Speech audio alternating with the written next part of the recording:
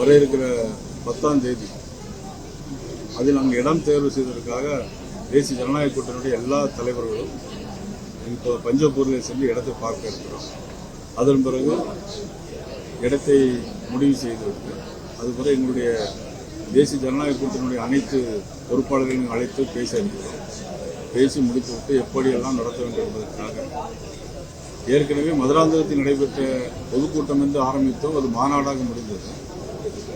அது மாநாடு யாரும் எதிர்பார்க்காத அளவு பொதுமக்கள் திரளாக கலந்து கொண்டார்கள். அதற்கு பிறகுதான் நீங்க ஊடகங்கள் எல்லாம் கொஞ்சம் அப்படி லேசா திருப்பி எழுத ஆரம்பிச்சீங்க. அதுக்கு முன்னாலே இப்ப நீங்க சொன்ன மாதிரி 200 அந்த 200 யாருக்குங்கிறதான் தீர்மானம் பண்ணணும். அது மக்கள் தான் தீர்மானம் பண்ணுவாங்க. தேர்தல் தேதி அறிவிக்கணும். கூட்டணியை பொறுத்தவரை இன்னைக்கு நாங்களும் வலுவான கூட்டணியில் அமைச்சிருக்கோம். ஆக திராவிட முன்னேற்ற கழகம் இந்த 5 ஆண்டு கால ஆட்சியில் 505 தேர்தல் வாய்ப்புகள் சொன்னாங்க. நம்முடைய முதலமைச்சர் சொல்லும்போது ஒவ்வொரு இடத்துலையும் பிப்ரவரி மாதம் சொல்லும்போது பார்த்தீங்கன்னா நாங்கள் 90% நிறைவேற்றி விட்டோம் அப்படின்னா, முதலமைச்சரே இன்னொரு பேட்டியில் பார்த்தா நாங்கள் 80% நிறைவேற்றி இருக்கிறோம் அப்படின்னு சொல்லியிருந்தாங்க. மதிப்புக்குரிய சகோதரி கனிமொழி ஒரு இடத்துல பேசும்போது நாங்கள் 75% 80% நிறைவேற்றி இருக்கோம்னு சொன்னாங்க. ஆனால் நாங்கள் என்ன சொல்றோம்னா அவங்க 90% தேர்தல் வாக்குறுதியை நிறைவேற்றவே இல்லை. பொய்யான வாக்குறுதிகளை சொல்லித்தான் ஆட்சிக்கு வந்திருந்தாங்க. ஆக மீண்டும் பொய்யான வாக்குறுதி நிறைய கொடுத்திருக்காங்க. பழைய அரசு ஓய்வு திட்டத்தில் இன்னும் அரசு ஊழியர்களுக்கு முறையான அறிவிப்பு எதுவும் அறிவிக்கல. அதனால அரசு ஊழியர்கள் யாரும் இன்னைக்கு அவங்க பக்கம் ஓட்டு போட மாட்டாங்க. 5 வருஷம் தரேன்னு சொல்லிட்டு இன்னும் அடுத்த வருஷம் தரேன்னு சொல்லியிருக்கிறாங்க. அடுத்த வருஷம் அண்ணன் EPS அவர்கள் தான் முதலமைச்சராக வருவாங்க. தேசிய ஜனநாயக கூட்டணி பெற்று வரும். ஏற்கனவே கடந்த 2021ஆம் ஆண்டு எங்களுடைய சட்டமன்ற உறுப்பினர்கள் இன்றைக்கு பார்த்தோம்னா 66 பேர் அதிமுகவில், நாங்கள் பிஜேபி 70 பேர், பாட்டாளி மக்கள் கட்சியில் அன்னைக்கு 75 பேர். ஆனால் அன்றைக்கு 5 வருடங்களுக்கு முன்னாலேயே எங்களுடைய எல்லா கூட்டணிகளையும் அதிமுகவில் இன்று இருக்கிற கூட்டணி கூட்டி பார்த்தோம்னு சொன்னா அன்றைக்கே 110 இடங்கள்ல நாங்கள் ஜெயிச்சோம். அன்னைக்குள்ள கணக்கு. ஆனால் இந்த 5 வருடமும் சட்டம் ஒழுங்கு சரியில்லை.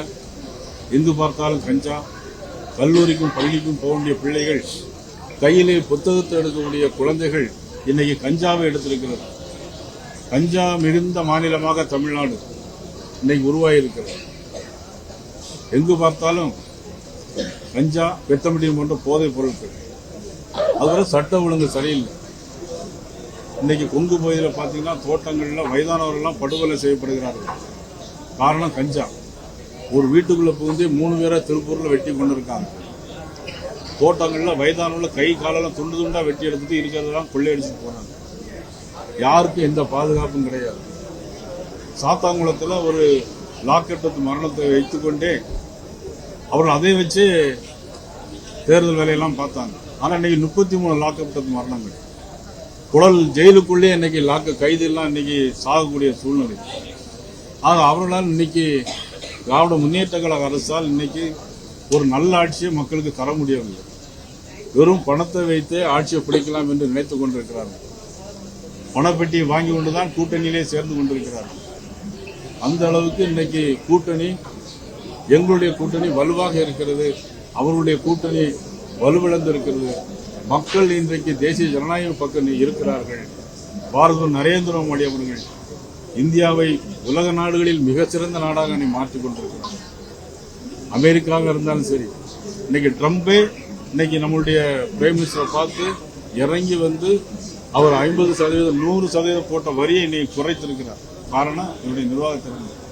ஐரோப்பிய நாடுகள் இன்னைக்கு புதிய ஒப்பந்தம் போட்டு புதிய முதலீடுகள் இன்னைக்கு இந்தியாவை கொண்டு வந்திருக்கிறது நமது பாரத நரேந்திர மோடி அவர்கள். இன்னைக்கு அவருடைய திட்டங்களும் அண்ணன் EPS அவர்கள் முதலமைச்சராக இருந்த போட்ட திட்டங்களும், சாலைகளும், விமான நிலையங்கள், போக்குவரத்து நிலையங்கள் அனைத்தும் இன்னைக்கு அதிமுக தேசிய ஜனநாயக கூட்டணியுடைய ஆட்சியிலே தான் நல்ல முறையில் இருக்கும் என்று மக்கள் நம்புகிறார்கள். ஆகவே தான் நாங்கள் சொல்லுகிறோம், நிச்சயமாக 200 இடங்களை நாங்கள் நிச்சயமாக வெல்லுவோம். மீண்டும் திமுக ஆட்சிக்கு வரும் அப்படின்னு OPS சொல்றாரு. அவரு விரைவில் திமுகவில் ஐக்கியமாறும் கூட ஒரு தகவல் இருக்கு. அவர்கிட்ட கேட்கும் போது கூட அதை மறுதளிக்கல. அவரு அண்ணன் OPS அவர்கள் எந்த நிலையில் அங்கு போய் பார்த்தார் என்று நமக்கு தெரியாது. அண்ணன் OPS மீது நாங்கள் எல்லாம் ஒரு மதிப்பு மரியாதையும் வைத்திருக்கிறோம்.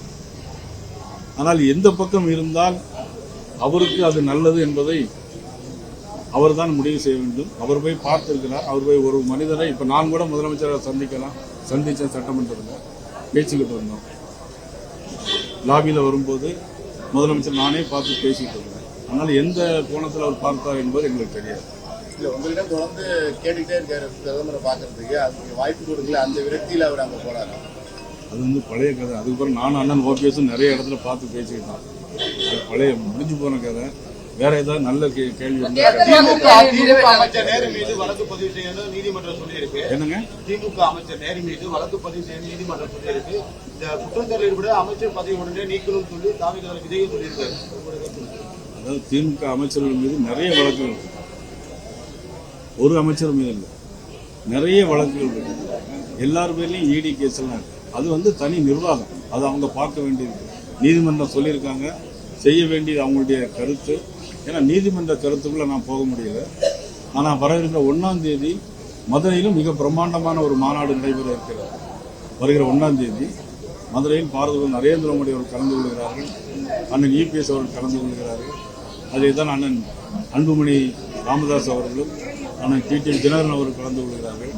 நீதி கட்சியுடைய தலைவர் அண்ணன் நமது ஏசி சண்முகம் அவர்கள், நமது அன்புக்குரிய பாரிவேந்தர் அவர்கள், திரு ஜான் பாண்டியன் அவர்கள் எல்லோரும் மதுரையிலே கலந்து, ஐயா ஜி.கே. வாசன் அவர்கள் எல்லோரும் அதிலே கலந்து கொள்ள இருக்கிறார்கள். அதிலும் நீங்களும் கலந்து கொண்டு உண்மை செய்திகளை நாட்டுக்கு தர வேண்டும் என்று அன்போடு. இன்னும் கூட்டணி பேச்சுவார்த்தை இன்னும் எதுவுமே ஆரம்பிக்கல. நாங்கள் கூட்டணி கட்சி தலைவர்கள் ஒன்றாக கூடுவார்கள் வெகு விரைவில். அவர்கள் கலந்து பேசி அதன் பிறகு அடுத்த முடிவு.